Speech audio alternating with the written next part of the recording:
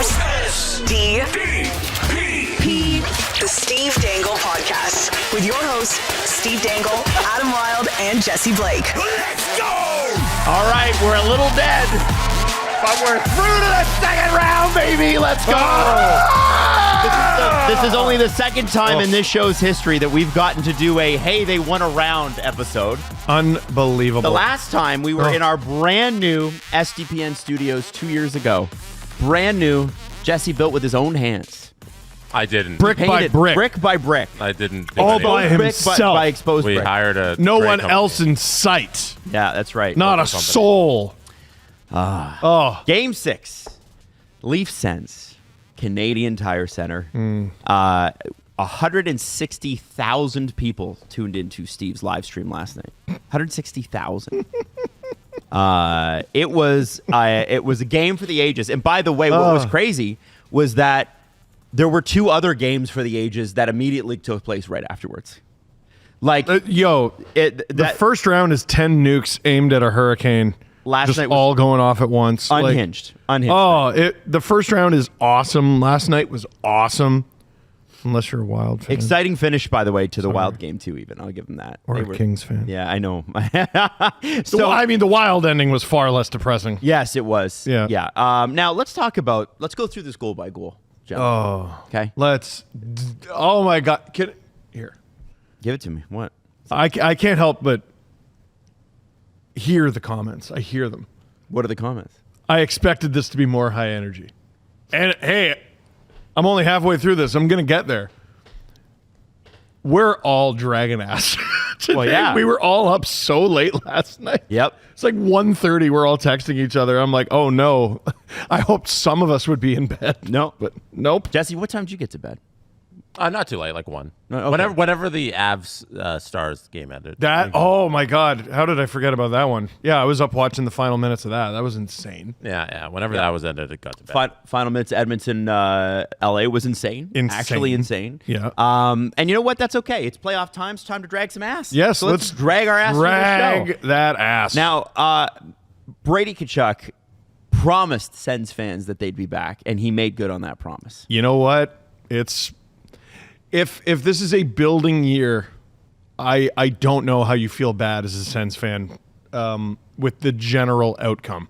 You'd rather win than get eliminated, but I mean, as eliminations go, like this is very. I would say there are things that remind me of the Leafs Cap series from 2017. It's an up-and-coming team. You had some real statement wins in there, some real statement moments. Yes, you did almost get swept. You didn't. If you had been, I wouldn't have lost my voice last episode. You forced Game 6. You were down 2-0. You came back. You tied it. And, yeah, the Leafs ended up getting the better of you, but the Sens will be better for this. Yes. Now, going through the start of the game, I want to jump right to the Austin Matthews goal. Well, the story to me begins before the game with, Max Pacioretty has to come out of the lineup, and Berube says, promoted to the top 6. You got it. So, and we were all like, that is genuinely stupid. There were 1,000 tweets. I think the most famous one was Dom Lucian, who said, LMAO, why is Pacioretty in this lineup? I mean, and it's not. I'm not dunking on Don. He was summing up a sentiment that a lot of Leafs Nation had. I wouldn't have done it. I wouldn't have done that. I'm not saying I necessarily would have put Robertson in. Like if Kampf got his first game last night, I could see the rationale.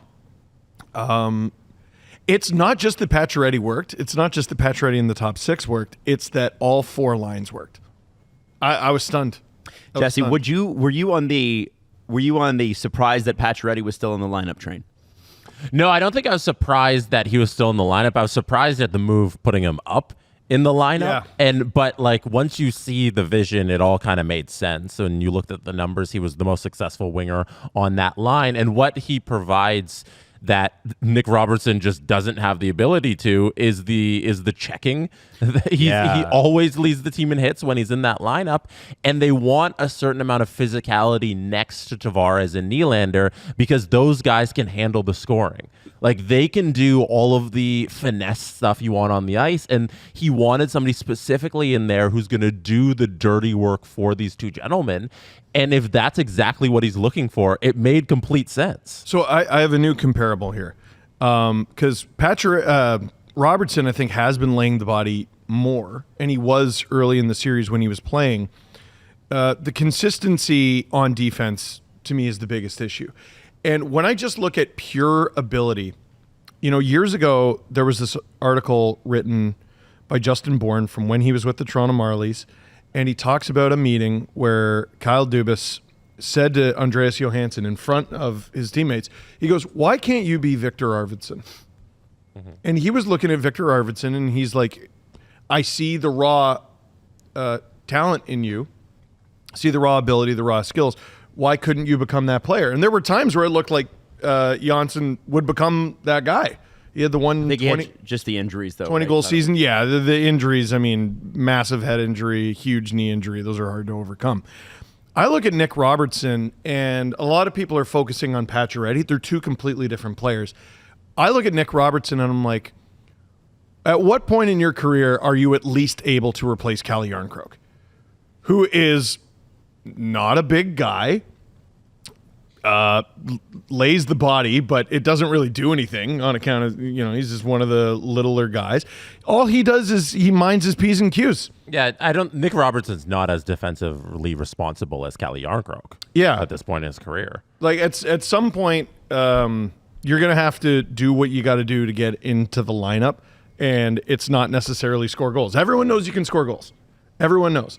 You scored 15 this year. Calle Jarnkrok's done that a bunch of times. Yeah, he's a little too one-dimensional. And what happened on the first William Nylander goal, the one he sniped, like, we'll get to it and everything. Oh. But talking about Max Pacioretty, that's all him. Like, that is a one-handed poke check and then a one-handed slap the puck forward. True, yeah. Like, he made that play entirely with a determination to play defense and make a play on that puck. And that's something that not a lot of guys in the lineup are providing. Craig Berube knows that when Max Pacioretty's in, at these moments in the season, he's going to get that performance. Who cares that he played 37 regular season games, and if he looked mediocre for some of those, he doesn't care. Because Hadn't scored a goal since December. In Game 6 of the Stanley Cup playoffs in the first round, where you need to close out a series, Max Pacioretty is going to make that extra effort to make this one-handed poke check that leads directly to a goal. And that's the dynamic you're getting with him. You're not getting that out of anybody else who's scratched. One point in his final 13 games, which ended in February. Doesn't mean anything. Like, unbelievable performance. There's also a bit of a size difference here. Max Pacioretty is 4 or 5 inches bigger than Nick Robertson. Nick Robertson's 5'9", 170, listed at 178 pounds. Max Pacioretty, I believe it. 6'2", to almost 220 pounds. Mm-hmm. That's a big, that's 40 pounds. That's huge. Yeah, I've met both men. I believe it. And the comparison isn't really fair. Because that's the guy he was scratched obviously for, and he came in the lineup. But you got to compare Max Pacioretty to all the guys who are not playing. It's why isn't Alex Steeves in there, or David Kampf, or Alex Nylander, or Alex Nylander, almost Ryan Reeves. I don't even know if Logan Shaw's on an NHL. Ryan Reeves isn't in there. Yeah. Max Pacioretty provides something that no other depth forward is doing. So he's the one who gets that bump. And apparently the Leafs never told him to become what he's become this year. Patches? Yeah, so he just looked at the lineup and said, I guess I need to be like time to kill defensive power forward. You know who told him? Alan probably told him. Alan's probably, hey, Max, this is what we need. Yeah. Oh, because Patches is a noted Alan. He is. I wore the hat today specifically for Alan. Oh, yeah, because listen, Alan had a big night last night. Big night. Now, Adam, the first goal. You've been trying 100 times. We still got to do pregame. Well, let me give you this. I feel bad because Adam's like, here, we're gonna get right into it, and I'm like, the hell you are. The reason I was gonna go to first goal first is because I was gonna go to Matthews and then talk about something that Craig Berube said before the game. All right, let me hear it. And Jesse and I loved this quote on our pre-show. It was somebody asked Craig Berube his mood heading into Game 6. He said, "Business-like, let's go. We're ready to go. Business, let's go." Love that. No, I do. Do you think it's business and he's ready to go? You know what? Did you get that sense? If you were to take him at his word, I think it's business-like and ready to go. There's a BoJack Horseman bit where there's 3 kids in a trench coat, and nobody notices that it's 3 kids in a trench coat. It's just actually a man, and his name's like Adultman. It's his last name. I gotta watch that show. And he's always talking about how he has to go and do business because he's a little kid. And he's like, I have to do business things, and everyone's like, okay. Yeah. He's like, I got. So that's Berube? That Berube quote. I was like, are you 3 kids in a trench coat trying to go to work? Like, oh, we got to go do business. I told the story about my dad's career as a counterfeiter. No. What? So all I knew about my dad when I was in like kindergarten is I was like, well, why do you got to go to work? And because I would always see him go to work because he worked nights. And he's like, well, I got to go make money.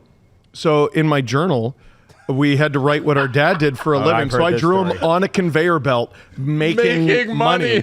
I still have it somewhere. So his teacher's probably like, what? Does he work at like the National Treasury or something? He worked at Cadillac Fairview fixing pipes and he shit. works at the Mint. He's minting money. Now, April 26th. That's funny. Saturday, April 26th at 10:30 p.m. Luke Fox, friend of the show, all around good guy. Great person. Yeah, he's actually Fantastic human being. He said Maple Leafs fall to 1-12 in potential series clinching games during the Matthews, Marner, Nylander era. And Enemy now of the show. Enemy of the show. And Enemy guess of the what? state. It got worse. And it got worse. so much worse. 1-13.